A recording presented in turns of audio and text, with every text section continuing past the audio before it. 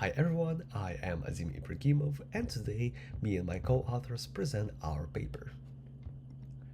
So say hi to Alice. Alice is a VR user who wants to play a VR game with her friends. And so she gets her VR headset and she's ready to play her favorite VR game.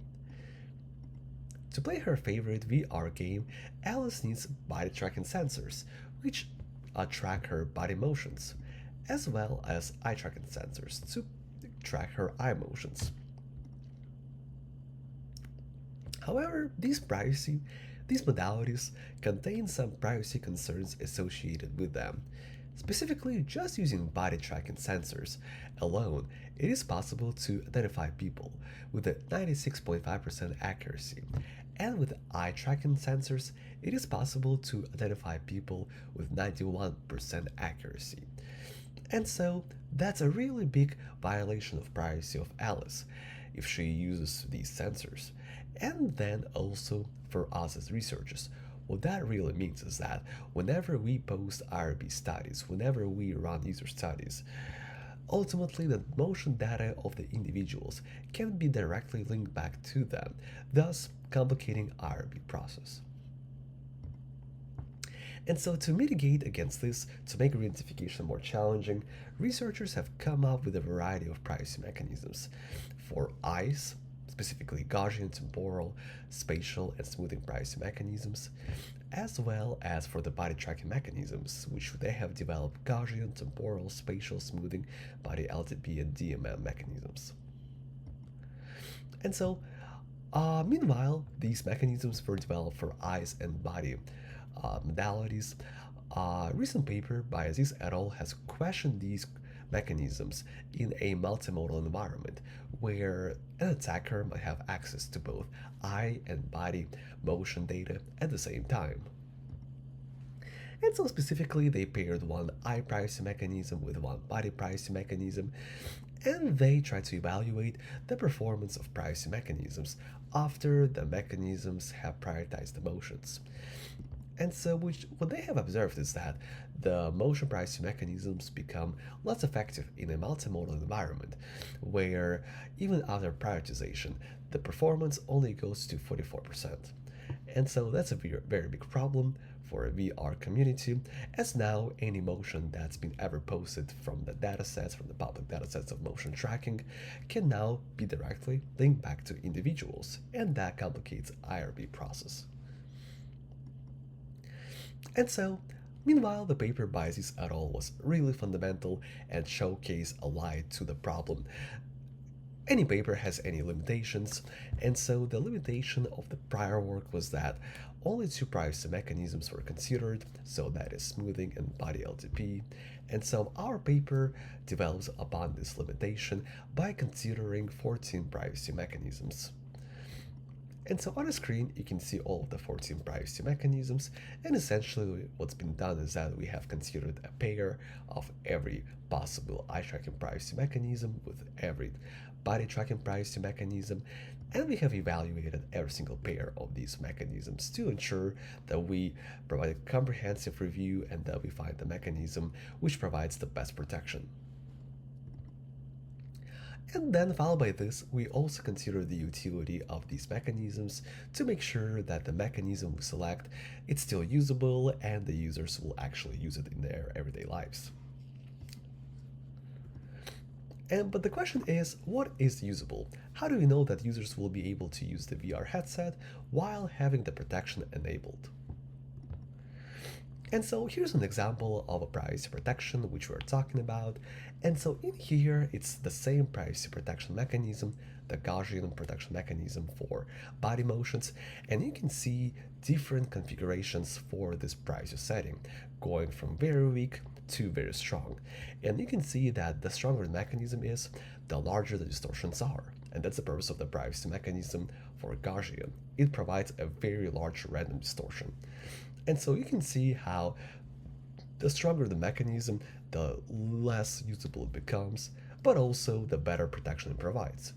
And so ultimately, when picking the utility, when picking what kind of mechanism we want to go for, we have to consider how much distortion, how much usable the mechanism is, but at the same time consider how protective, how much security do we get from it.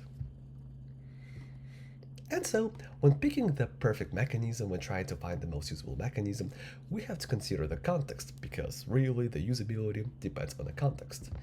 And so in here, we evaluate two contexts, that is the casual and competitive contexts.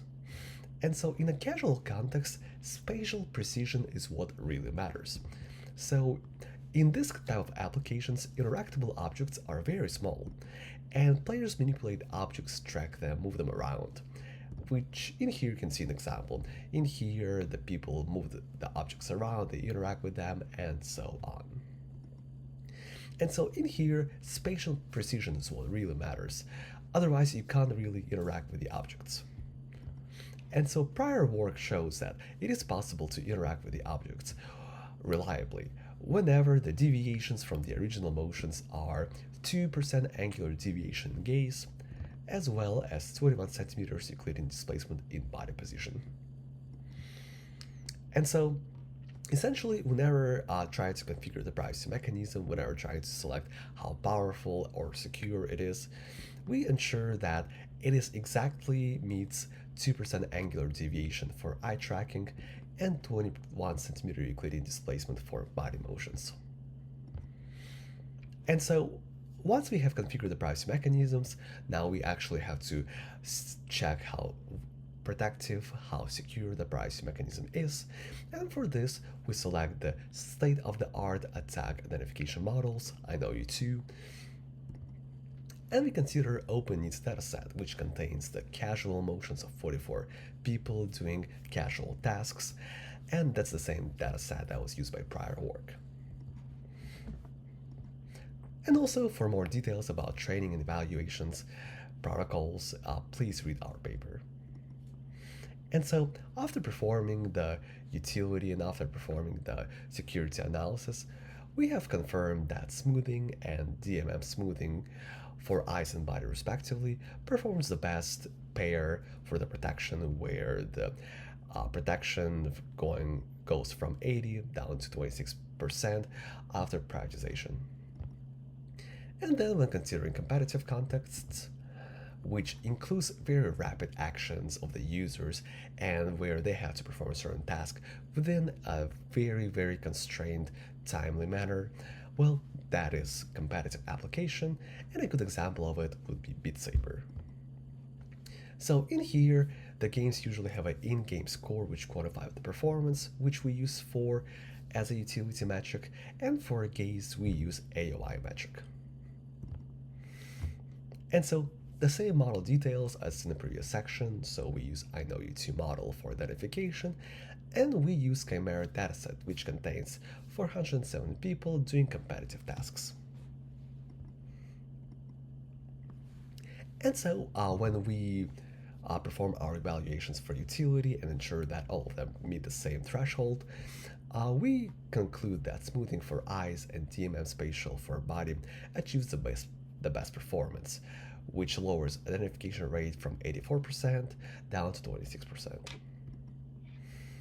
And so with that in mind, with the results we showed to you, on top of that, we also value the importance of practical contributions to the field, and we are releasing XR Privacy SDK, which is a Unity plugin which you can use for your user studies or for the applications which you develop in Unity, and you are able to privatize the motions of the users in your game.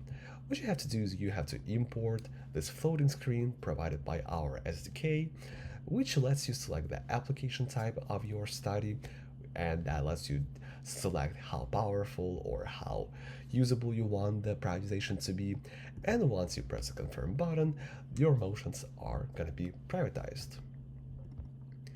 And so, as a conclusion, we were able to achieve lower identification rates from the prior work, where we were able to achieve 26% accuracy for both competitive and casual applications.